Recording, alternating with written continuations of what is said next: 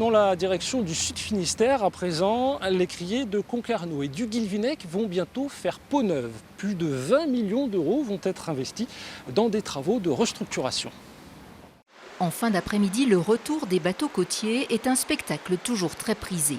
Avec 51 000 tonnes de poissons, la Cornouaille est la première place française de pêche fraîche. Pour conserver ce leadership, les infrastructures vieillissantes vont être modernisées.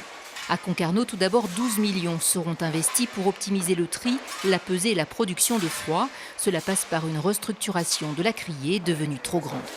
Vous voyez, le bâtiment il est immense, il a été dimensionné à une époque pour 35 000 tonnes de poissons. Aujourd'hui on est plus sur 6 000. En revanche c'est du poisson de la pêche côtière, du poisson avec une haute valeur ajoutée.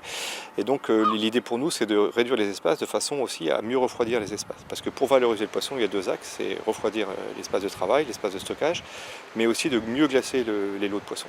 L'objectif est double, améliorer la qualité du produit et faire des économies. Économie d'énergie, économie d'électricité, économie d'eau.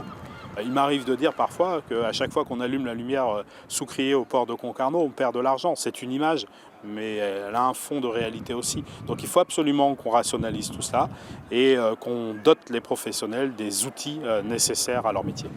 En parallèle, 10 millions d'euros seront injectés au port du Guilvinec avec l'ambition de mutualiser les moyens avec Concarneau. Un exemple, le lavage des bacs sera bientôt centralisé au Guilvinec avec des caisses équipées de puces. Voilà des investissements malins. On dépense moins d'argent et ça sert plusieurs ports. Donc on ne dit pas il faut un seul port, une seule criée. On dit gardons nos ports et nos criées, c'est la spécificité de la Bretagne et notamment en Cornouaille.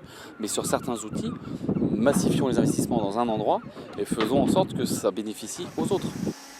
Régions, syndicats mixtes et chambres de commerce lanceront les travaux fin 2020.